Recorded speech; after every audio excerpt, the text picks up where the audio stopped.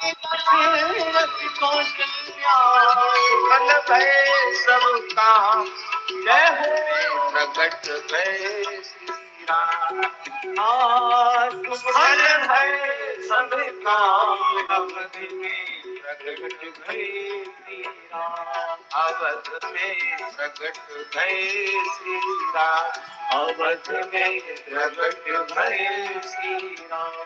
अवध में प्रकट भय श्री राम, अवध में प्रकट भय श्री राम।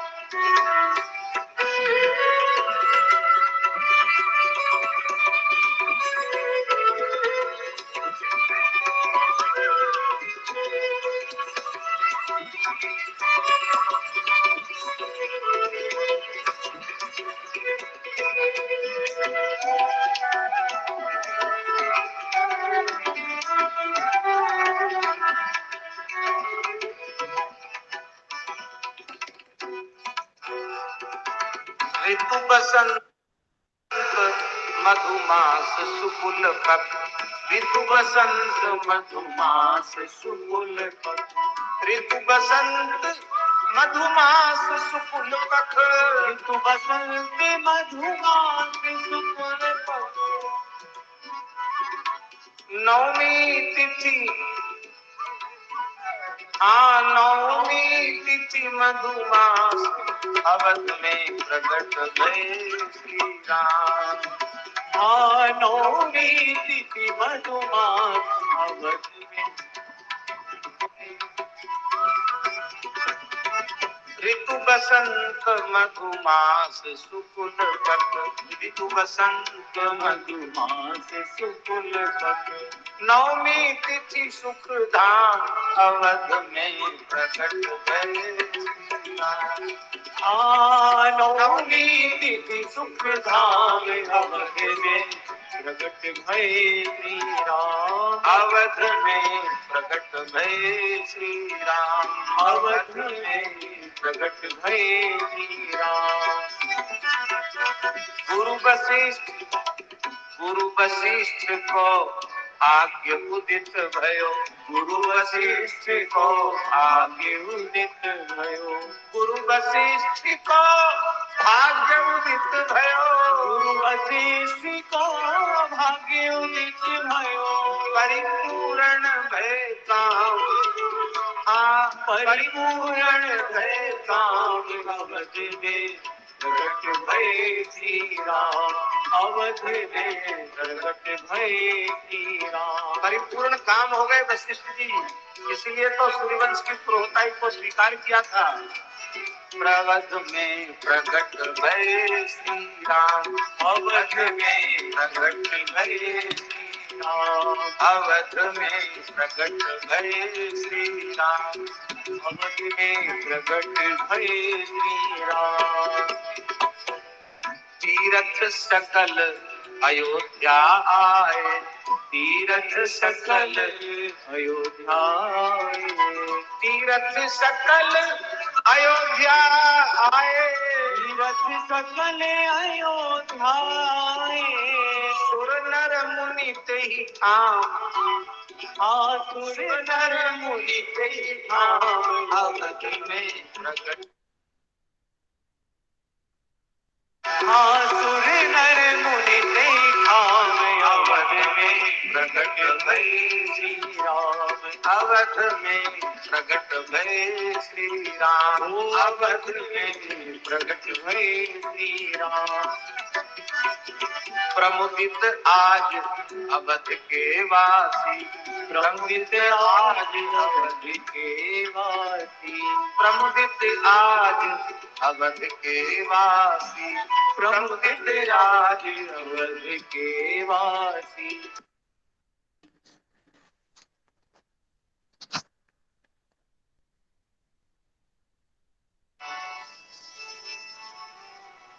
अवध में प्रकट भय श्री राम, अवध में प्रकट भय श्री राम। प्रकट भय श्री राम, अवध में प्रकट भय श्री राम, अवध में प्रकट भय श्री अवध में प्रकट भये श्री राम। अवध में प्रकट भये श्री राम। अवध में प्रकट भये श्री राम। अवध में प्रकट भये श्री राम।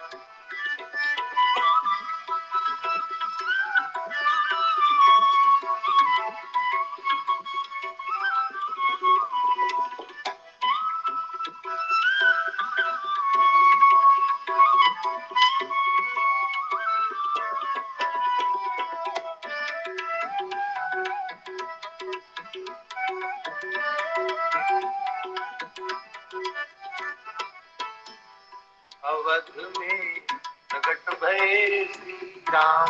अवध में प्रकट भये श्री राम।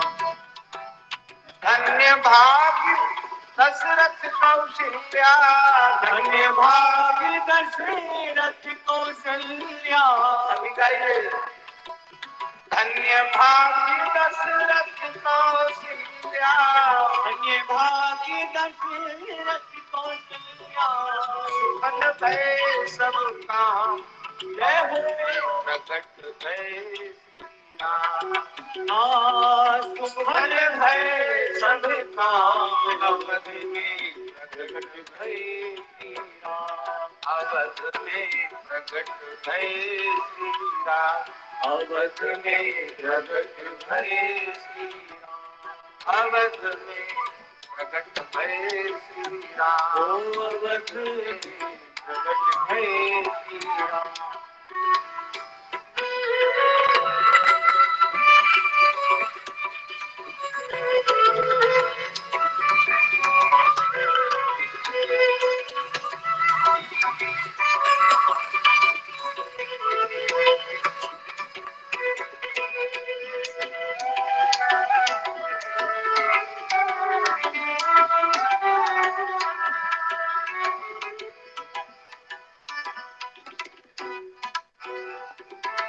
ऋतु बसंत मधुमास सुकुल पक्ष। ऋतु बसंत मधुमास सुकुल पक्ष। ऋतु बसंत मधुमास सुकुल पक्ष।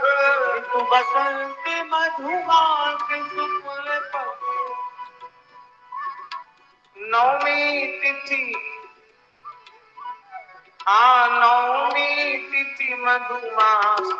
अवध में प्रकट भये श्री राम। नवमी तिथि मधुमास।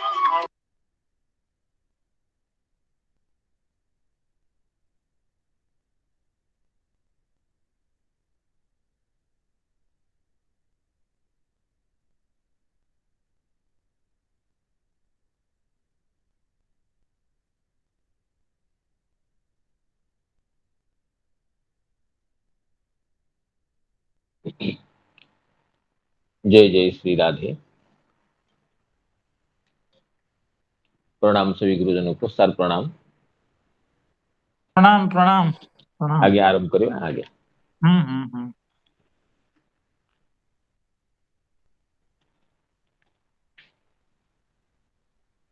वंदेहं श्रीगुरु श्रीयुतपदकमलं श्रीगुरून् वैष्णवांश्च श्रीरूपं साग्रजातं सहगण रघुनाथान्वितं तं सजीवं साद्वैतं सावधूतं परिजनसहितं कृष्णचैतन्यदेवम् श्रीराधा कृष्णपादान् सहगणललिता श्रीविशाखान्वितांश्च नीलाद्रुशङ्खमध्ये शतदलकमले रत्नसिंहासनस्थम् सर्वालङ्कारयुक्तं नवघनरुचिरं संयुतं चाग्रजेण भद्राया वामभागे रथचरणयुतं ब्रह्मरुद्रेन्द्रवन्द्यं वेदानां सारमीशं स्वजनपरिवृतं ब्रह्मदारु स्मरामि। अनर्पितचरीं चिरात् करुणयावतीर्णः खलु समर्पयितुमुन्नतोज्ज्वलरसां स्वभक्तिश्रियम्। हरिः पुरतसुन्दरद्वितिकदम्ब सन्दीपितः सदा हृदयकन्दरे पुरतु वश्यति नन्दनः।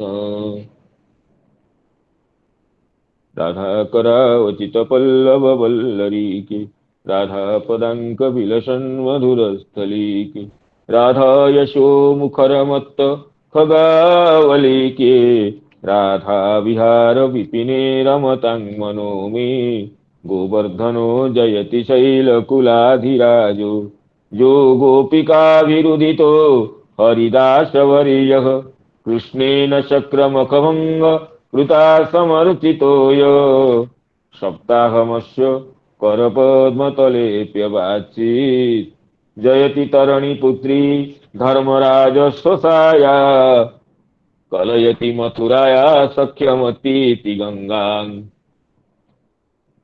मुरहरदयिता तत् पादपद्मप्रसूतम् वहति च मकरन्दं नीरपूरच्छलेन वृन्दावनावनिपते जय सोम सोमो मौले सनन्दन सनातन नारदेड्य गोपेश्वर व्रजविलासि युगाङ्घ्रि पद्मे प्रीतिं प्रयच्छ नितरां निरुपाधिकाङ्गी तमादिदेवं सुहितावतारं तमालवर्णं करुणानिधानम् अपार संसार समुद्र सेतुं मजामहि भागवत स्वरूपम् स्वसुख निभृत चेतास्तद्विदस्तान्य भावोऽप्यजित रुचिरलीला कृष्णचारस्तदीयम् व्यतनुत कृपयाय तत्त्वदीपं पुराणम् तमखिल भुजिनग्नं व्याससूनुं नतोऽस्मि। नारायणं नमस्कृत्य नरं चैव नरोत्तमं देवीं सरस्वतीं व्यासं ततो जयमुदीरयेत्। मूकं करोति वाचालं पङ्गुं लङ्घयते गिरिं यत्कृपातमहं वन्दे परमानन्दमाधवं। वृन्दायी तुलसीदेवी प्रियायी केशवस्य च कृष्णभक्तिप्रदे देवी सत्यवती नमो नमः। वाञ्छाकल्पतरुभ्यश्च कृपा सिन्धुभ्येव च पतितानां पावनेभ्यो वैष्णवेभ्यो नमो नमः। पतितानां पावनेभ्यो वैष्णवेभ्यो नमो नमः। रामाय रामभद्राय रामचन्द्राय वेधसे रघुनाथाय नाथाय सीताया पतये नमः। यत्र यत्र रघुनाथ कीर्तनं तत्र तत्र कृतमस्तकाञ्जलिम्। बाष्पवारि परिपूर्णलोचनं नमत मारुतिं राक्षसान्तकम् नमत मारुतिं राक्षसान्तकम्। श्रीमद् भागवत कथा सत्र में समवेत समस्त वैष्णव वृंद गुरुजन वर्ग तथा स्निग्ध मित्र मंडली को प्रणाम और कृतज्ञ निवेदन करता हूँ। हमारा परम सौभाग्य है आज पवित्र रामनवमी तिथि में जिस दिन भगवान श्री रघुनाथ का जानकी जानी श्री साकेत बिहारी का प्राकट्य हुआ था, उसी दिन भी हम नित्य निमित्त क्रम से श्रीमद् भागवत का अध्ययन करने का, श्रीमद् भागवत कथा तरंगिणी में अवगाहन करने का परम सौभाग्य लाभ कर रहे हैं। इसलिए सभी के प्रेरणा स्रोत हमारे प्रिय श्रोताओं को, पूज्य श्रोतृ मंडली को पुनः प्रणाम निवेदन करता हूँ। जैसे प्रथम स्कंद के तृतीय अध्याय के जो भगवान के अवतार चरित प्रसंग चल रहा है, उसी की चर्चा में अपने समय को कृतार्थ करने के लिए अनुमति चाहता हूं। तो भगवान का प्रथम पुरुषावतार ये रहा जी, जो कारणार्णवशाही महाविष्णु है, जो संकर्षणावतार है, संकर्षण के अंश स्वरूप है, वो प्रथम पुरुषावतार है। जो कारणार्णव जल में योग निद्रा में शयन कर रहे हैं, और ये प्रथम अवतार प्रथम पुरुषावतार है। जगृहे पौरुषम रूपं भगवान महदादिभि संभूतम षोडश कल मादो लोक शुश्रूषया। ये षोडश कल रूप है, अर्थात परिपूर्ण स्वरूप है, और ये अंतर्लीन महदादि तत्व का है,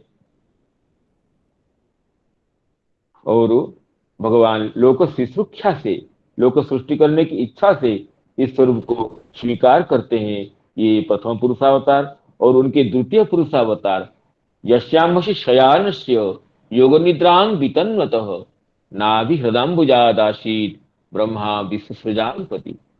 जब कारणार्णवशाही श्री भगवान महाविष्णु अपने जितने जितने ब्रह्मांड की सृष्टि हुई, अपने शरीर में समाविष्ट लोमकूप परिव्याप्त ब्रह्मांडों में एक एक स्वरूप में जाकर शयन करते हैं, विश्राम करते हैं।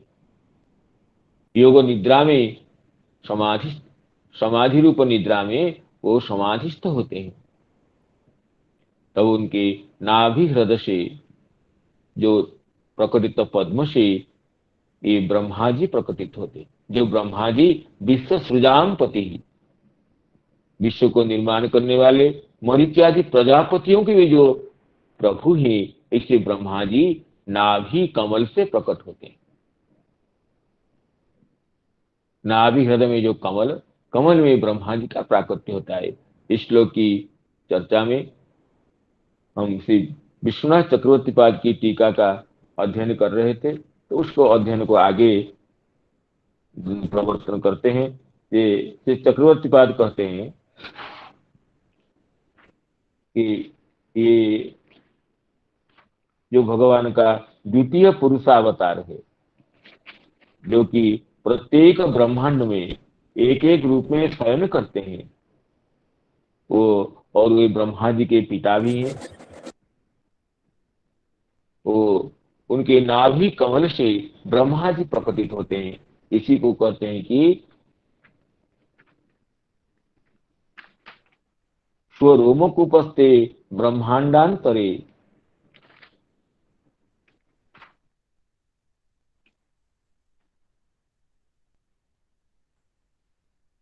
अस्य पूज्यस्य पुरुषस्य अंभसि स्वरोमकूपस्थ ब्रह्मांडांतरे एक एक प्रकाशेन प्रविश्य स्वसृष्टे गर्भोदे शयानस्य।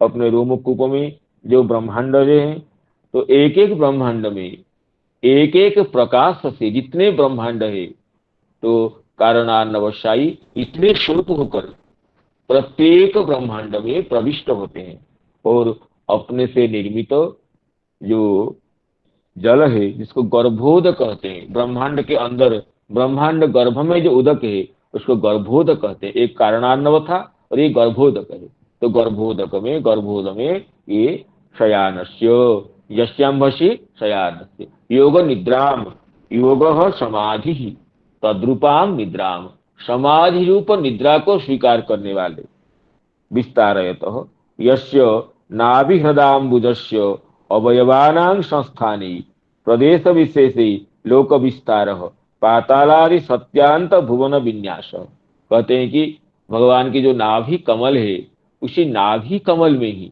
संपूर्ण लोकों का विस्तार है। नाभि हृदाम्बुजस्य अवयवानां संस्थाने प्रदेश विशेष, नाभि हृदय का जो हृदय से प्रकट जो अंबुज है, उसी अंबुज में ही ये लोक विस्तार पातालादि सत्यांत भुवन विन्यास, जो मध्य में भूलोक, भूलोक और भू के नीचे जो अतल वितल सुतल तलातल रसातल महातल पाताल इत्यादि हैं, ये भूविवर हो गए। और पृथ्वी के ऊपर में भूवरलोक, स्वर्लोक, जनलोक, महलोक, तपोलोक, सत्यलोक इत्यादि जो 14 भुवन इसे नाभि कमल में ही विस्तृत है। नाभि कमल, कमल को ही ये चतुर्दश ब्रह्मांड का स्वरूप बताते हैं। ये चतुर्दश भुवन का, एक ब्रह्मांड में जो चतुर्दश भुवन है, कहते हैं नाभि कमल में ही सब व्याप्त है। अतः अवयवानां संस्थाने प्रदेश विशेषे लोक विस्तर पातालादि सत्यांत भुवन विन्यास। पाताल से लेकर के सत्यलोक तक जितने भी भुवनों का विस्तार है, ये विस्तार ये नाभि कमल में ही परिकल्पित है। इत्ययं पद्मनाभः प्रद्युम्नांशो गर्भोदशायी द्वितीयो ज्ञेय। इसलिए ये जो गर्भोदक में शयन करने वाले ये भगवान पद्मनाभ भगवान है। पद्मम नाभु यस्य सह पद्मनाभ, इन्हीं को ही पद्मनाभ भगवान शब्द से हम जानते हैं। पद्मनाभ शब्द के मुख्य वाच्यता इन्हीं में ही है। और ये भगवान के जो तृतीय व्यूह, वासुदेव प्रथम व्यूह है, संकर्षण द्वितीय व्यूह है, और प्रद्युम्न ये तृतीय व्यूह है, अनिरुद्ध चतुर्थ व्यूह है। तो ये गर्भोदशाई प्रद्युम्न के अंश है, जिस तरह कारणार्णवशाई संकर्षण भगवान के अंश है, और ये गर्भोदकशाई प्रद्युम्न भगवान के अंश है। ये तृतीय व्यूह के अंश है और द्वितीय पुरुषावतार है। इन्हीं को पद्मनाभ शब्द से मुख्यतया कहते हैं। और ये द्वितीय पुरुषावतारों के, द्वितीय नाम द्वितीय पुरुषावतारों के, प्रथम पुरुषावतार कारणार्णवशाई है जो संकर्षण जी के अंश है।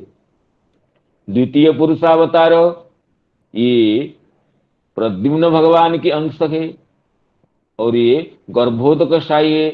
हम इनको ही पद्मनाभ शब्द की विशेष वाच्यता इनमें ही है। पद्मनाभ शब्द से मुख्यतया ब्रह्मा जी के पिता, जिनके नाभि कमल से ब्रह्मा जी प्रकटित हुए, जिनके नाभि कमल ही नाभि कमल में ही चतुर्दश भुवनों का विस्तार परिकल्पित है, वही पद्मनाभ भगवान है। यस्तु, अब तृतीय पुरुषावतार का तो वर्णन इसमें नहीं है। कहते हैं तृतीय पुरुषावतार का वर्णन जो कि क्षीरोदशाई है, उनका वर्णन तो द्वितीय अध्याय में हो गया है, जिनकी चर्चा आचार्य श्री पूज्य नरोत्तम प्रभु जी विस्तार से किए हैं। सत्वम रजस्तम इति प्रकृतेर गुणास्तई युक्त पर पुरुष एक इहास्य धत्ते इत्यादि हरिविरिंचि हरेति संज्ञा श्रेयांशी तत्र खलु सत्व तनोर नृणांक्यु।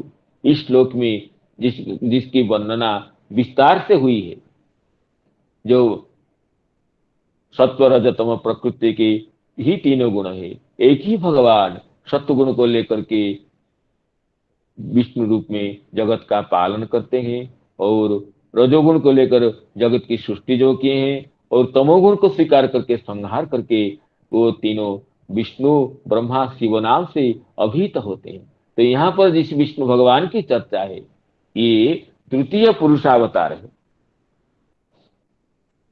पूर्वाध्याय हरि विरिंचे हरेति संज्ञा इत्यत्र हरिति पठित।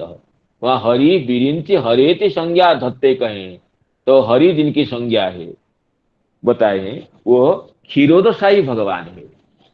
और ये अनिरुद्धांश है, भगवान की जो चतुर्थ व्यूह है, वासुदेव संकर्षण अनिरुद्ध प्रद्युम्न नाम से जो चारों व्यूह चतुर्व्यूह प्रख्यात है, उनमें चतुर्थ व्यूह भगवान के जो प्रद्युम्न जी, ये अनिरुद्ध जी हैं, वो अनिरुद्ध के अंश है। उसी क्रम से संकर्षणांश कारणार्णवशाई जी हैं, और प्रद्युम्नांश गर्भोदकशाई हैं, अनिरुद्ध भगवान के अंश क्षीरोदकशाई हैं। ये तृतीय पुरुषावतार है। और उनके कार्य क्या क्या और विस्तार से स्वरूप कह रहे हैं। तत्र प्रथम प्रकृति अंतर्यामी, मूल प्रकृति के वो अंतर्यामी जिससे ब्रह्मांड की सृष्टि होती है, जो माया का ईक्षण करते हैं। एको हम बहुश्यान प्रजायेय स ऐक्षत इत्यादि ईक्षण कर्तृत्व का श्रुति में जिसमें वर्णन है। तो प्रकृति के ईक्षण करने वाले, प्रकृति को चेतन बनाने वाले, प्रकृति के चेतयिता और प्रकृति के अंतर्यामी प्रथम पुरुषावतार कारणार्णवशाही भगवान है, जिनको कि यह कारणार्णव जले भजतेष्म योग निद्रा मनंत जगदंड सरोम कूप आधार शक्ति मवलंब्य पराम स्वमूर्तिम गोविंदमादि पुरुषम तमहं भजामि कहें। ये प्रथम पुरुषावतार, ये प्रकृति है अंतर्यामी। द्वितीय समष्टि विराज, द्वितीय पुरुषावतार समष्टि ब्रह्मांड विराट के नाम एक ब्रह्मांड समष्टि जीव के एक ब्रह्मांड के वो अंतर्यामी है। जो ब्रह्मांड जैसे हम लोग व्यष्टि एक एक जीव को जीव कहते, व्यष्टि जीव है, संपूर्ण ब्रह्मांड भी एक जीव है, इसको विराट शब्द से कहते हैं। वो समष्टि जीव है, संपूर्ण ब्रह्मांड समष्टि जीव स्वरूप है। उसके भी उस ब्रह्मांड में जितने जीव हैं वो व्यष्टि जीव हैं। जैसे वन को समष्टि कहते हैं और वन में जितने वृक्ष रहते हैं वो वन का ही व्यष्टि स्वरूप है। वो वन के वृक्षों का समष्टि समाहार वन है और वन का ही व्यष्टिभूत स्वरूप वृक्षगण है, एक एक वृक्ष है। इस तरह जो ब्रह्मांड में संपूर्ण ब्रह्मांड का जो एक ब्रह्मांड का जो समुदाय है, उस ब्रह्मांड समुदाय के अंतर्यामी द्वितीय पुरुषावतार गर्भोदकशाही भगवान है। तथा समष्टि ब्रह्मांड जो एक जीव स्वरूप जो है उसी का अंतर्यामी एक गर्भोदकशाही है। तृतीयो व्यष्टि नाम, तृतीय जो क्षीरोदकशाही है प्रत्येक जीव के अंतर्यामी, जो कहते हैं सुपर्णावेतु खायु समान वृक्षम परिसस्व जाते तयोर एक पिप्पलं स्वाद्वत्ति अनश्नन अन्य अभिचाकशीति।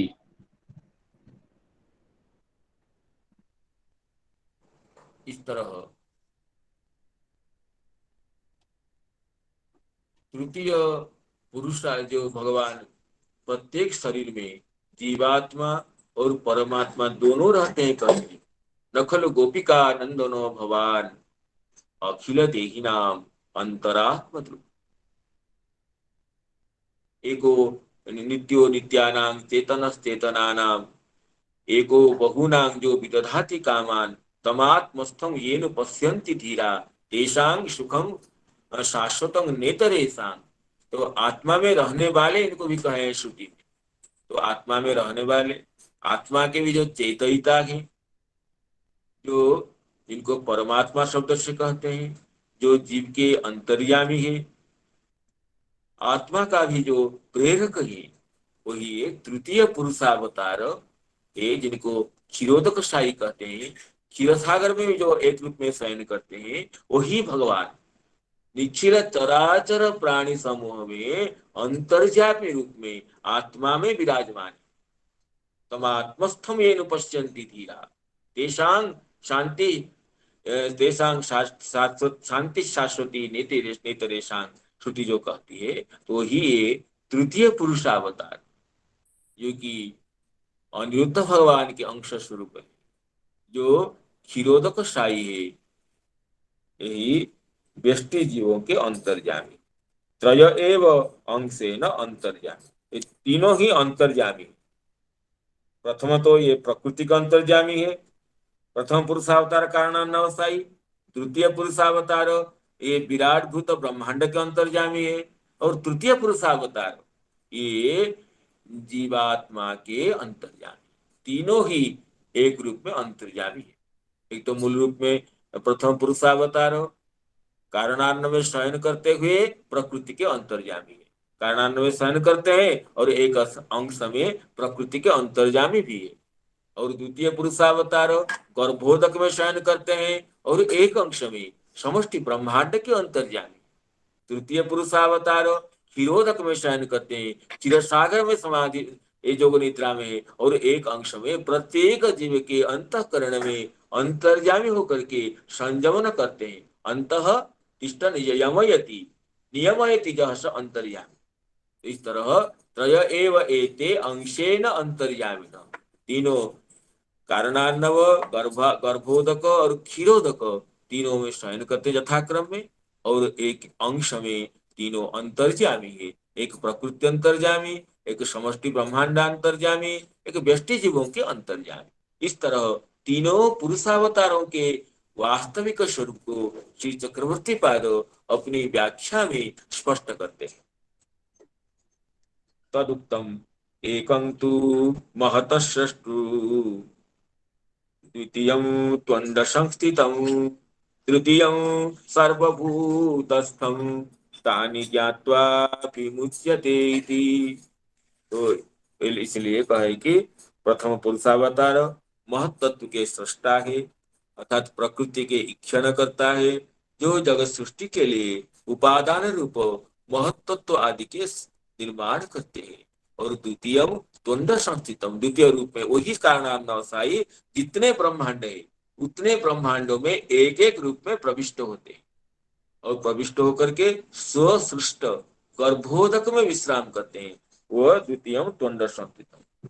तृतीय सर्वभूतस्थम, उन्हीं का ही तृतीय स्वरूप है सर्वभूतों में, पशु पक्षी चराचर जो प्राणी वर्ग है उनके आत्मा में स्थित अंतर्यामी है वो, और ये क्षीरोदक में ही शयन करते हैं और एक अंश में आत्मा के अंतर्यामी, निखिल जीव वर्ग के अंतर्यामी। इस तरह श्री विष्णु भगवान के तीन स्वरूपों का परिगणन हो। अब देखिए आगे कहते हैं, एवं च एतत् प्रकरण व्यंजिता महाविष्णुर्लीला कथा परिपाटी चेयम। चक्रवर्ती पाद इस प्रकरण से जो व्यक्त होने वाली महाविष्णु भगवान की लीला परिपाटी को अपनी भाषा में मधुमयी वाणी में इस तरह व्यक्त कर कहते हैं यदेव तस्य पुनरपि प्रदेश विशेषे शयनेच्छा अजनिष्ठ। तो जो प्रकृति अंतर्यामी जो है वो तो मूल रूप में कारणार्णव में शयन कर रहे हैं, कारणार्णव में शयन करते हुए ही उनकी और कहीं कहीं शयन करने की इच्छा होती है और कहीं जाने की इच्छा होती है। यदि वह शयनेच्छा अजनिष्ठ, पुनरपि स्थानांतर में जब शयन करने की इच्छा होती है, तो जैसे हम लोग एक जगह शयन करते हैं तो और कहीं भी पुनः जीव को भी इच्छा होती है कि नहीं यह इस जगह को छोड़ करके और जगह भी चले, लेकिन भगवान तो उसी जगह रहते हुए कारणार्णव में शयन करते हुए वो दूसरे जगह में पुनः शयन करने की जब इच्छा होती है, जब उनकी शिशा होती है, शयन करने की इच्छा जागृत होती है, तदा कारणार्णव शयान एव स्व निश्वास निष्क्रमण प्रथम क्षणे स्वशक्ति मायाम ऐखिष्ट। कारणार्णव में शयन करते हुए ही स्व निश्वास जब निकलता है, स्व निश्वास निष्क्रमण के प्रथम क्षण में अपने शक्तिभूत माया को निरीक्षण करते हैं। तयाच तदिंगितज्ञया तदिच्छा बलात् लब्ध सामर्थ्यया महत्तत्वादि तत्वानि स्वतएव निष्कास्य ब्रह्मांडं तैः सृष्ट्वा स्वप्रभु विज्ञाप्यते स्म हे नाथ शयितुं आगच्छ। जैसे कोई स्वामी शयन करने के लिए इच्छा करते तो सेवक शयन मंदिर की व्यवस्था करके सज्जादि की परिकल्पना करके अपने प्रभु को बुलाता है, हे भगवान सज्जा प्रस्तुत है, आप विश्राम के लिए पधारिए। इस तरह जब कारणार्णवशायी स्थानांतर में प्रदेश विशेष में शयन करने की इच्छा करते हुए अपने निश्वास निष्क्रमण के प्रथम क्षण में माया को देखते हैं, तो उनकी देखने से तदिंगितज्ञया तदिच्छा बलात् लब्ध सामर्थ्य, माया शक्ति प्रकृति रूपा शक्ति भगवान के इंगित को समझ जाती है, और भगवान के इंगित को समझ जाती है, और तदीक्षण वसात लब्ध सामर्थ्य तस्य कारणार्णवशाही भगवान के ईक्षण से माया में प्रचुर सामर्थ्य आ जाता है। माया प्रकृति परम शक्तिमती हो जाती है। तदीक्षण वसात लब्ध सामर्थ्य, तदीक्षण वसात लब्धम सामर्थ्यम यया सा तदीक्षण वसलब्ध सामर्थ्या तया। तो प्रकृति के ईक्षण से भगवान, जब स्वकर्तृक प्रकृति का ईक्षण होता है भगवान के द्वारा, भगवत कर्तृक और प्रकृति कर्म का जब ईक्षण होता है, तब तो प्रकृति लब्ध सामर्थ्या हो जाती है, परम समर्था हो जाती है। तब स्वतएव निष्कास्य महत्त्वादि तत्वानि स्वतएव निष्कास्य, तो स्वतः प्रकृति से महत्त्व, महत्त्व से अहंकार और पंच तन्मात्र, पंच महाभूत इत्यादि की सृष्टि करती हुई वो प्रकृति तद ब्रह्मांडम शयन मंदिरम, तो ये ब्रह्मांड निर्माण करके अपने प्रभु को, कारणार्णव साई को ये विज्ञापन करती है प्रकृति की, भगवान ये ब्रह्मांड बन गया है, आप शयन करने के लिए पधारिए। तो भगवान श्री कारणार्णव साई ही एक अंश में वहां शयन करते हुए ही, कारणार्णव शयन करते हुए ही एक अंश में, एक प्रकाश में उस ब्रह्मांड में प्रवेश करते हुए तत्र असौ तत्तो असौ तत्र गत्वा निमेष मात्रम सहित्वा, एक निमेष, वो कारणवन्नव साई का जो निश्वास का निष्क्रमण हुआ, निश्वास का प्रथम निष्क्रमण, प्रथम क्षण निष्क्रमण, प्रथम क्षण निष्करण हुआ था निश्वास का, उसी क्षण में माया को निरीक्षण किए थे। माया उनके इंगित को समझ करके, उनके इक्षण से लब्ध सामर्थ्य होकर के महत्त्वादि से सृष्टि को बनाई, और बना करके ब्रह्मांड को कहे प्रभु आगम्यताम, अरे मेरे प्रभु, हे मेरे नाथ, आइए, ये शयन मंदिर आपके लिए तैयार है। तो भगवान कारणार्णव साई एक अंश में वहां जाकर विश्राम करते हैं। कितने ना, उन्हीं की कलना से, तो सबके लिए तो काला करना अलग अलग है। तो कारणार्णव साई निमेष मात्र शयन करते हैं ब्रह्मांड में, और उस निमेष मात्र में क्या होता है, ये जो निमेष मात्र में ही शयन करके जब निमेष पूरा हो जाता है, तो भगवान की शिष्य इच्छा, शयन इच्छा पूरी हो जाती है, फिर चले आते हैं। भगवान की दृष्टि से एक निमेष शयन करते हैं, किसमें, एक एक ब्रह्मांड में। देखिए अत्यंत सूक्ष्म विचार है। एक निमेष से शयन करते हैं, वो एक निमेष से ही ब्रह्मा जी की संपूर्ण आयु हो जाती है, द्विपरार्ध काल हो जाता है, और ये शयन करके आ जाते हैं। ये ठीक है, ये ब्रह्मा इसमें शयन कर लिया और दूसरे जगह शयन करेंगे, तो प्रकृति तुरंत दूसरे ब्रह्मांड निर्माण करते हैं, उनको बुला लेती, वहां शयन करते हैं। इस तरह एक एक ब्रह्मांड में एक एक निमेष शयन करते रहते हैं। एक एक निमेष काल ही वो दो दो परार्ध समय अतिक्रांत हो जाता है। इसलिए कहते हैं शयन मंदिरम निर्माल्यम इव माया एव दुरीचकार। जब भगवान एक ब्रह्मांड से दूसरे ब्रह्मांड में आ जाते हैं, तो भगवती माया देवी उस ब्रह्मांड को निर्माल्य जैसे फेंक देती है। जैसे हम लोग रात के जो कोई भगवान को पुष्प देते हैं, चंदन देते हैं, निर्माल्य हो जाता है, उसको सुबह निकाल देते हैं और वो प्रणाम करके विसर्जन कर देते हैं। पूर्व दिवस के वस्त्रों को हम छोड़ देते हैं। इसी तरह भगवती माया देवी भगवान के द्वारा शयन मंदिर के रूप में व्यवहृत उसी ब्रह्मांड को, जिसमें भगवान निमेष मात्र में ही शयन किए हैं, लेकिन भगवान के जो निमेष मात्र समय है वो तो ब्रह्मा जी के लिए दो परार्थ, एक ब्रह्मा जी का पूर्ण आयु है, और जो हम लोगों के लिए तो अनंत अनंत अनंत वर्ष है। चतुर्युग सहस्त्र में ब्रह्मा जी का एक दिन होता है, और एक दिन उतना समय प्रलय होता है, और उतना इस तरह के 360 दिन होने से ब्रह्मा जी का एक वर्ष होता है। इस तरह 50 वर्ष होने पर ब्रह्मा जी का एक परार्थ होता है, और इस तरह पुनः 50 वर्ष होने पर दो परार्थ होता है, जब ब्रह्मा जी की आयु पूरी होती है।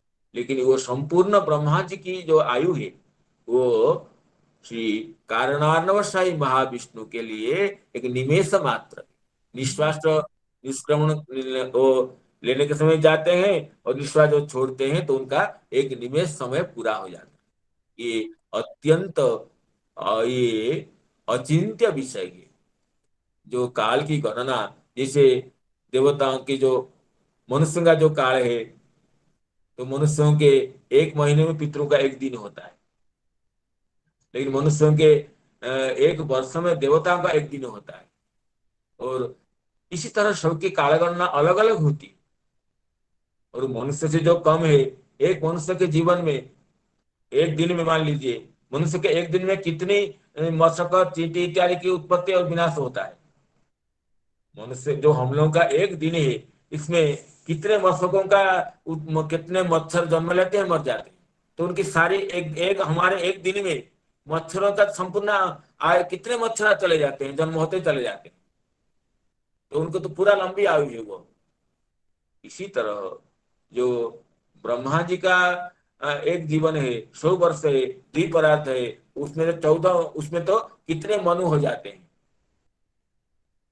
ब्रह्मा जी के एक दिन में ही चतुर्दश मनु होते हैं। और ब्रह्मा जी का आयु की बात अलग बात है। ब्रह्मा जी के एक दिन में ही 14 मनुओं का जीवन चला जाता है। इसी तरह सबकी काल गणना अलग अलग होता है, जिसको हम अपने क्षुद्र बुद्धि से अवधारण करने में असमर्थ है। तो ये चक्रवर्ती पाद कहते हैं कि कारणार्णवशाही भगवान, जब उनकी इच्छा होती है कि मैं प्रदेशांतर में विश्राम करूं, तो भगवती माया देवी उनके इंगित को समझ करके,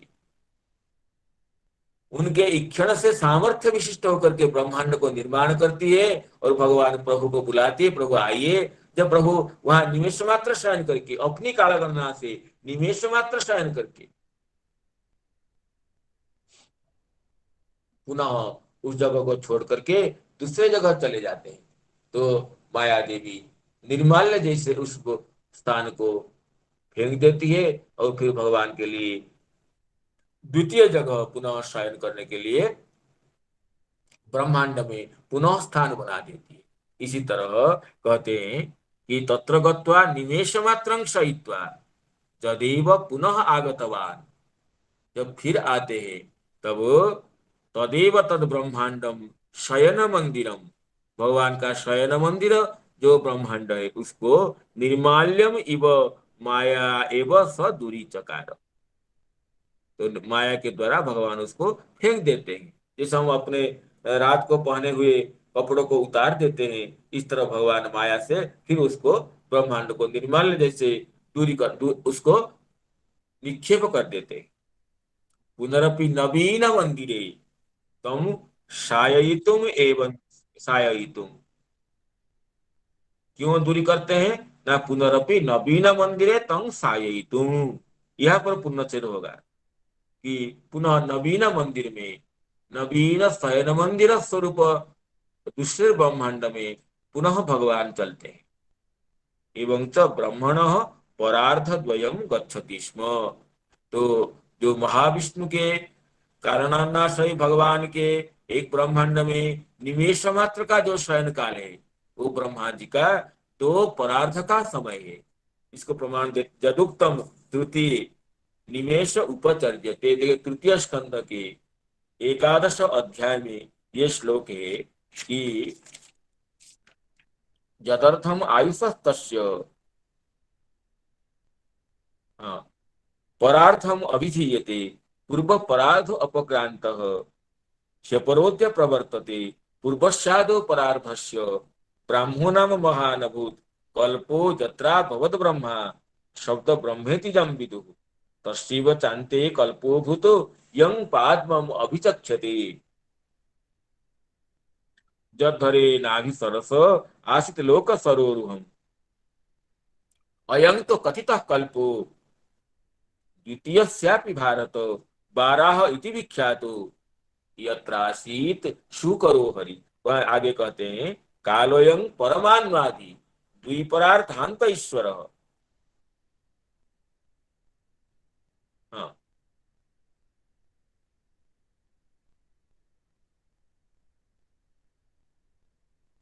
कालोयं परमान्वादी कालोयं द्विपरार्धाख्य निमेष उपचर्यते अव्याकृतस्यानन्तस्य अनादेर जगदात्मन। कहते कालोयं परमान्वादी, तो कालोयं द्विपरार्धाख्य निमेष उपचर्यते, ये द्विपरार्धाख्य काल है। ब्रह्मा जी की जो संपूर्ण आयु है, जो दो परार्थ है, वो निमेष उपचर्य, उसको ही निमेष शब्द से आरोपित करते हैं। अर्थात ये कारणावशायी भगवान के लिए तो ये निमेष मात्र है। एक ब्रह्मा जी की जो सारी आयु, लंबी आयु, वो कारणार्णवशाही भगवान के लिए तो निमेष है, क्योंकि वो तो अव्याकृतस्यानन्तस्य अनादिर जगदात्मनः, वो तो मूलभूत स्वरूप है, अव्याकृत स्वरूप है, अनादि स्वरूप है, जगत के आत्म स्वरूप है। उनके लिए, उनके पास में तो काल की गति भी क्षीण है, तो उनके लिए तो ये निमेष मात्र काल है।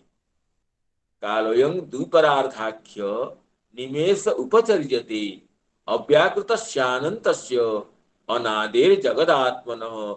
इस श्लोक में, तृतीय स्कंद के 11 अध्याय के इस श्लोक में, ये ब्रह्मा जी की सारी आयु, लंबी से लंबी आयु भी, दो परार्थ आयु भी, ये महाविष्णु भगवान के, कारणान्वशायी भगवान के निमेष मात्र है।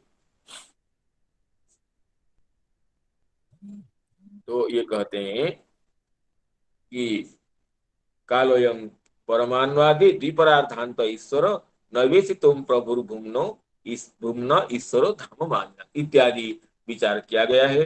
तो ये महाविष्णु विष्णु भगवान के, कारणार्णवशाही भगवान के लिए जो निमेष मात्र का काल है, अत्यंत संक्षिप्त काल है, निश्वास लेना और छोड़ना, इतना ही काल है, लेकिन उसी में एक ब्रह्मा जी की संपूर्ण आयु, दो परार्थ का समय व्यतीत हो जाता है।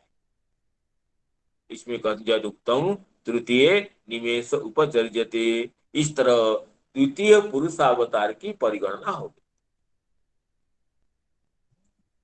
यस्यांभसि शयानस्य योग निद्रां वितन्वतः, यस्यांभसि शयानस्य योग निद्रां वितन्वतः, नाभि हृदाम्बुजादासीत् ब्रह्मा विश्वसृजां पति, ब्रह्मा विश्वसृजां पति। अब आगे तृतीय श्लोक में प्रवेश करेंगे। तो मैं प्रिय अवनीन्द्र जी से निवेदन करता हूँ कि तृतीय श्लोक को और चतुर्थ श्लोक को पढ़ करके ये हमारे कर्णों को, श्रोतृवर्ग के कर्ण कुहर को ये आनंद प्रदान करे। सादर प्रणाम, सबके चरणों में प्रणाम। ओम यस्यावयव संस्थानै कल्पितो लोक विस्तरः तद्वै भगवतो रूपं विशुद्धं सत्त्वमूर्जितम्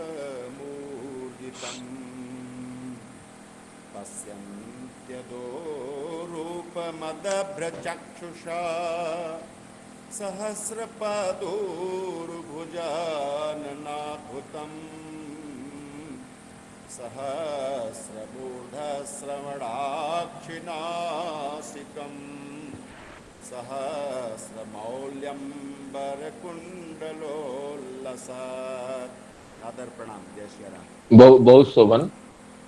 तो आगे भगवान के उसी द्वितीय पुरुषावतार स्वरूप के ही वर्णना करते हुए कहते हैं, यस्यावयव संस्थानि कल्पितो लोक विस्तरः तद्वै भगवतो रूपम विशुद्धम सत्वमूर्जितम। जिन भगवान के अवयव से ही, जो भगवान गर्भोदक में शयन कर रहे हैं, जिनके अवयव से ही, अवयव विस्तार में ही संपूर्ण लोकों की परिगणना है, ये भगवान का विशुद्ध सत्व मूर्ति का स्वरूप है। ये भगवान के विशुद्ध सत्व स्वरूप है, इसमें प्राकृतिक गुण का कोई संबंध नहीं है।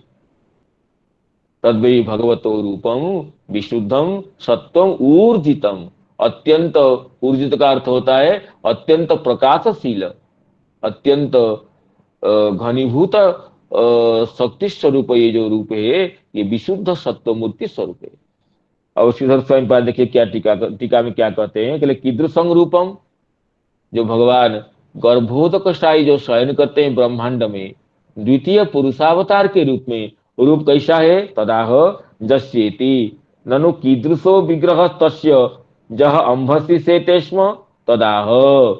किस तरह उनका स्वरूप है जो गर्भोदक में शयन करते हैं, तो कहते हैं यत् तस्य भगवतो रूपं तु विशुद्धम रजादि असंगि असंभिन्नम अतएव ऊर्जितम निरतिशयं सत्वम। कहते प्राकृत सत्व गुण में, तो सत्व गुण में भी रजो तम का तो अंश रहता ही है, इसलिए प्राकृत सत्व कभी भी, ये तीनों गुण तो परस्पर मिलित रहते हैं, और जिसमें रजोगुण का आधिक्य है उसको रजोगुण कहते हैं, लेकिन उसमें भी कम अंश कुछ है, सत्व अंश है, और सत्व गुण में भी वो रजो और तम का अंश है। सत्व कोई भी गुण, तीनों दोनों अवशिष्ट दोनों गुणों से, गुणों के संस्पर्श से, दोनों गुणों के सम्मिश्रण से रहित नहीं होता है। इसलिए प्रकृतिज सत्व गुण में भी तमोगुण का और रजोगुण का संस्पर्श रहता है, लेकिन भगवान का जो श्री विग्रह, इसको हम विशुद्ध सत्व मूर्ति कहते हैं, उसमें प्राकृत तमोगुण का, प्राकृत रजोगुण का लेस मात्र संबंध नहीं है, केवल सत्व मूर्ति है, इसलिए अप्राकृत है। प्रकृति जो सत्व गुण में गुण तो रज तमो गुण से असंस्पृष्ट नहीं हो सकता है। इसलिए श्रीधर स्वयंपाद कहते हैं रूपं तु विशुद्धम रज आदि असंभिन्नम, रज आदि से संभिन्न नहीं है, मिलित नहीं है, अतएव ऊर्जितम, इसलिए ऊर्जित है, सत्वगुण की पूरी शक्ति वहां पर है। निरतिशयम सत्वम, उसमें सत्वगुण का निरतिशयता है, सर्वथा आधिक्य, इसको ऊर्जित शब्द से कहें। एजस्यावयव संस्थाने ही कल्पितो लोक विस्तरः तद्वै भगवतो रूपं विशुद्धं सत्वमूर्जितं, तद्वै भगवतो रूपं विशुद्धं सत्वमूर्जितम्। इसमें श्री चक्रवर्ती पाद कहते हैं तन मूर्ति नाम अप्राकृतत्वम आह, भगवान के श्री विग्रहों का अप्राकृतत्व की वर्णना करते हैं। विशुद्धम तद्वै भगवतो रूपं विशुद्धं सत्वमूर्जितम, तो विशुद्ध का अर्थ कहते हैं रजादि अमिश्रम, रजोगुण तमोगुण से जो मिश्रित नहीं है, इसलिए विशुद्ध है। अतएव ऊर्जितम नाम श्रेष्ठम, अप्राकृतम, अप्राकृत का अर्थ कहते हैं अप्राकृत अर्थात सच्चिदानंद घनम, सत चित और आनंद को घनीभूत करेंगे, अर्थात स्वरूप प्रदान करेंगे, तो वही स्वरूप ही भगवान का दिव्य कलेवर है, भगवान के दिव्य श्री विग्रह है। जैसे जल का तो कोई आकार नहीं है, उसको आकार प्रदान करेंगे तो बर्फ बनता है, इसी तरह जैसे घनीभूत जल ही बर्फ है, इसी तरह घनीभूत सच्चिदानंद ही भगवान के स्वरूप है। तो कहते हैं सच्चिदानंद घनम, सतचित आनंद के घनीभूत स्वरूप भगवान की दिव्य श्री विग्रह है, दिव्य कलेवर है, इसलिए सच्चिदानंद घनम, इसी को ही हम अप्राकृत शब्द से कहते हैं। इसे प्रकृति के पंच महाभूत शरीर बनता है, वो तो हम लोगों का शरीर होता है जो प्राकृत होता है, लेकिन भगवान का श्री विग्रह वो हम लोगों जैसा नहीं है, वो तो सच्चिदानंद घन है, सत चित आनंद की घनीभूत मूर्ति है। इसी तरह जस्या वैव संस्थाने कल्पितो लोक विस्तरः, भगवान के ही अवयव, जिनके अवयव में संपूर्ण लोकों का विस्तार है, वो भगवान का श्री विग्रह विशुद्ध सत्व मूर्ति है। विशुद्ध सत्वमूर्त होने से वो अत्यंत ऊर्जित है, सर्वश्रेष्ठ स्वरूप है और ये अत्यंत विशुद्ध स्वरूप है, सच्चिदानंद घन स्वरूप है, यही बताते हैं। यस्यावयव संस्थाने कल्पितो लोक विस्तरः तद्वै भगवतो रूपं विशुद्धं सत्त्वमूर्जितम्।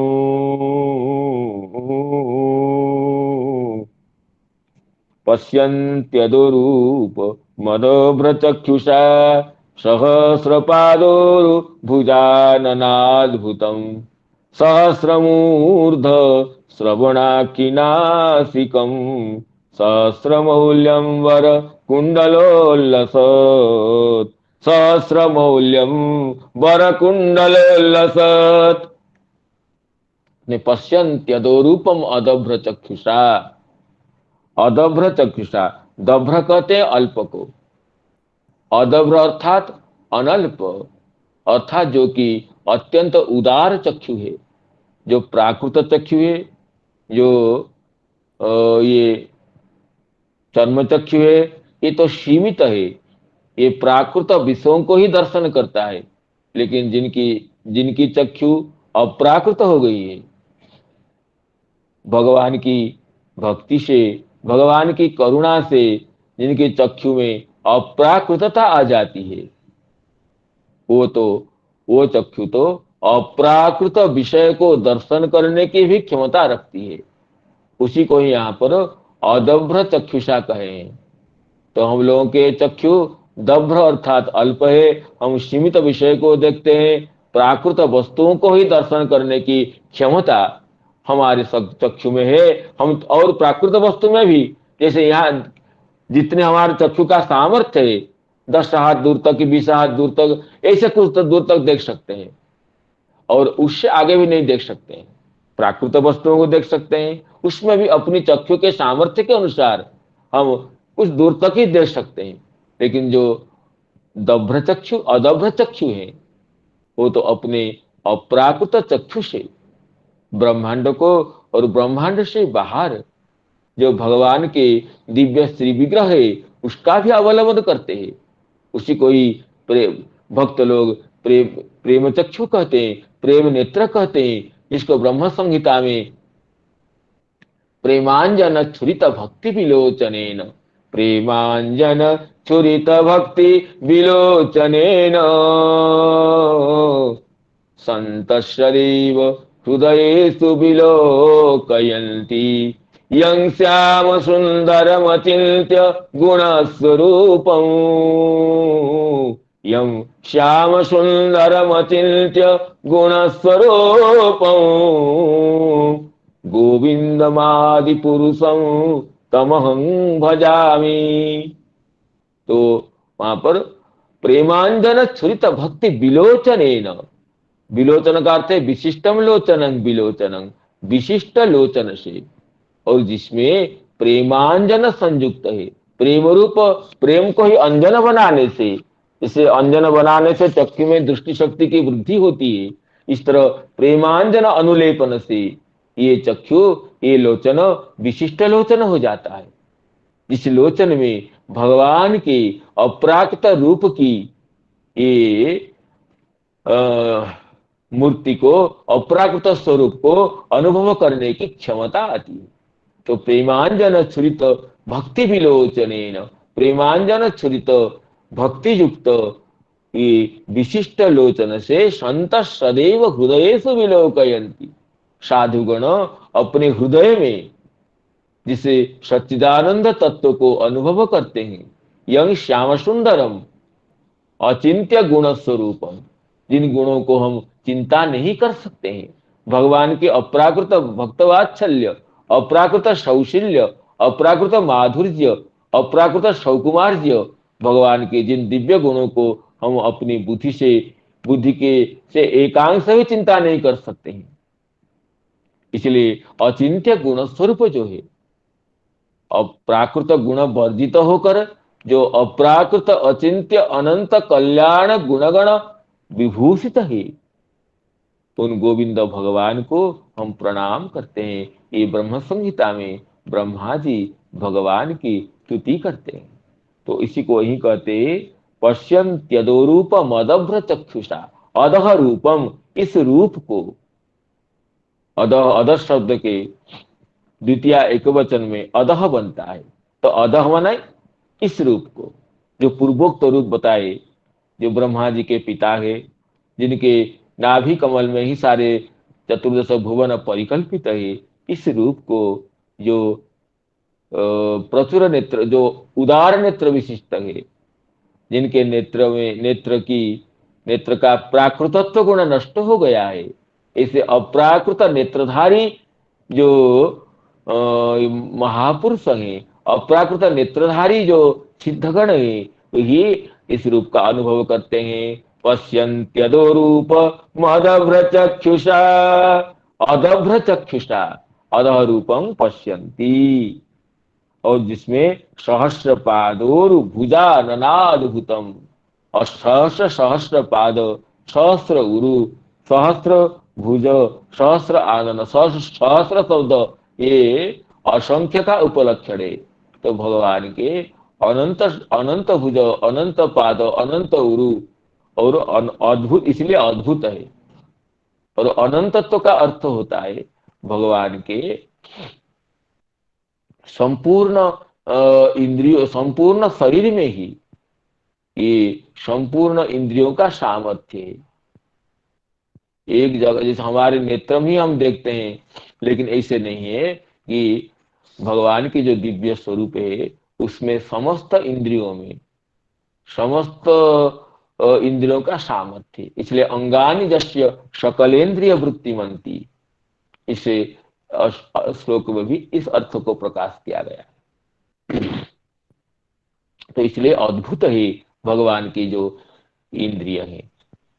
सहस्र पादोर भुजा ननाद्भुत, ये भगवान की उरु, पाद और भुज, ये विशिष्ट असंख्य उरु, असंख्य भुज और असंख्य उरु विशिष्ट ये जो रूप है अत्यंत अद्भुत है।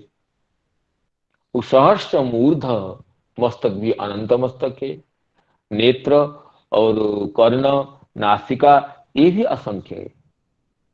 सहस्र मौल्यंबर कुंडलोल्लसत, और सहस्र मौली में जो ये अंबर वस्त्र है उसमें ये सहस्र मौल्यंबर और कुंडल, सहस्र मौली, अंबर और कुंडलों से उल्लसित है भगवान का ये श्री विग्रह। सहस्र मौल्यंबर कुंडलोल्लसतो सहस्रं मूर्धादयः दशमिन तत्। देखिए सीधे स्वयं कहते हैं कि एतच्च योगिनां प्रत्यक्षं इत्याह, ये योगीगण है, जो भक्त, जो योगी हैं, वो योगी लोग इस भगवान की दिव्य श्री विग्रह को, ब्रह्मा जी के जो पिता हैं, जिनके नाभि कमल से ब्रह्मा जी का प्राकट्य हुआ है, इस रूप को योगी गण अपने हृदय में ये अनुभव कर सकते हैं, हृदय में दर्शन कर सकते हैं। पश्यन्ति इति अदभ्रम अनल्पम, अदल्प का अर्थ है अनल्प। अनल्प का अर्थ करते कहते हैं ज्ञानात्मकं चक्षु जत चक्षु, हमारा जो चक्षु तो ये चर्मात्मक चक्षु है, ये ज्ञानात्मक चक्षु नहीं है। चक्षु में तो दोष भी आ जाता है, चक्षु में अंधता भी आ जाती है, वो अंधकार में नहीं देख सकते हैं। चक्षु में देखने के लिए आलोक की आवश्यकता है, और ये चक्षु भी प्राकृत वस्तुओं को, घटपटादि वस्तुओं को ही देखता है, ये वो भी सीमित दूर तक देखता है। ये ज्ञानात्मक चक्षु नहीं है। जो ज्ञानात्मक चक्षु है, जिसको कहते हैं यतंतो योगिनश्चैनं पश्यन्ति आत्मन्यवस्थितम् यतंतो प्रकृतात्मानो नैनं पश्यन्त चेतसः, जो जिनको अचेतस कहते हैं और जिनको ये मूढ़ चेतस कहा गया है, तो इसलिए जो ज्ञानात्मक चक्षु है, ज्ञान नेत्र है, उस ज्ञान नेत्र से, ज्ञान नयन से ही इस भगवान के इस दिव्य स्वरूप का योगी गण साक्षात्कार करते हैं। ये चर्म नेत्र से, चर्म चक्षु से उनका अनुभव करना संभव नहीं है।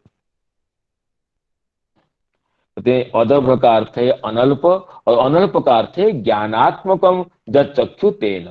सहस्र, सहस्रम, सहस्र का अर्थ नहीं है कि गिन करके 1000। अपसहस्र नाम अपरिमित मितानी जानी पादादिनी, अपरिमित पादादि है, इसलिए अद्भुत है।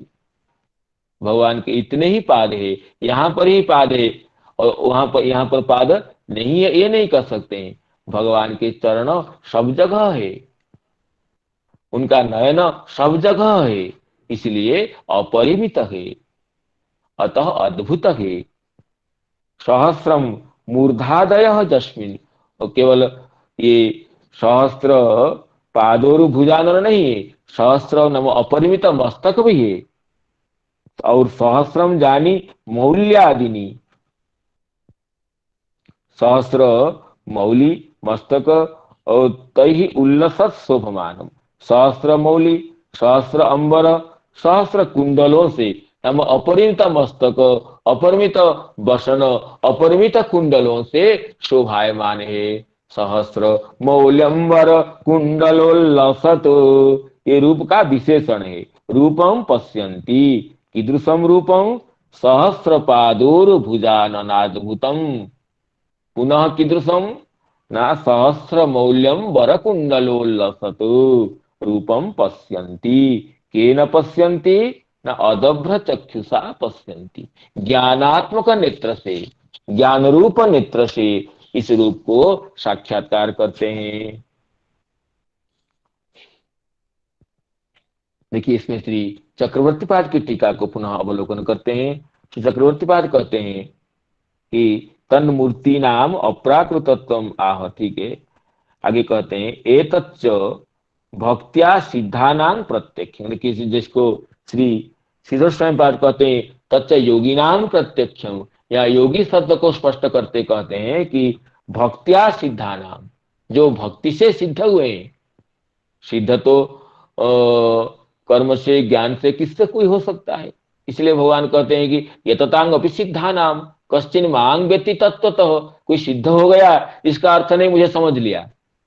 मनुष्याणां सहस्रेषु कश्चित यतति सिद्धि, सहस्र सहस्र मनुष्य से कोई कोई आत्मतत्व परिज्ञान के लिए प्रयास करते हैं, और वो प्रयास करके जो समझ लिए आत्म तत्व को, जिनको सिद्ध भी कहते हैं, उन सिद्धों में से भी कोई कोई विरल मेरे परमात्मा स्वरूप को, मेरे पारम्य को, परम तत्व को समझते हैं। यततांग अपि सिद्धानाम कश्चिन मांग वेत्ति तत्वतः, इसलिए मुक्तानां अपि सिद्धानाम नारायण परायण सुदुर्लभ प्रशांतात्मा कोटिष्वपि महामुने, इस वचन को राजर्षि परीक्षित जी षष्ठ स्कंध में कहें। मुक्तों के बीच भी, सिद्धों के बीच भी नारायण परायण प्रशांतात्मा सुदुर्लभ है, केवल दुर्लभ नहीं सुदुर्लभ है। इसलिए इसको श्री चक्रवर्ती पाद व्याख्या करते हैं अदभ्र चक्षुषा का अर्थ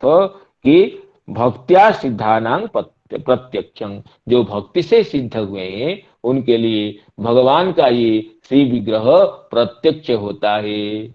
इस तरह अभी समय की सीमा को देखते हुए आप सभी को पुनः प्रणाम करते हुए, संजात त्रुटि विच्युतियों के लिए क्षमा प्रार्थना करते हुए, और आज की आलोचना को यहीं पर विश्राम करना चाहता हूँ, विश्रांति देना चाहता हूँ। भगवान के दिव्य नामों को उच्चारण करते हुए हरे कृष्ण कृष्ण कृष्ण कृष्ण हरे हरे, हरे राम राम राम हरे हरे।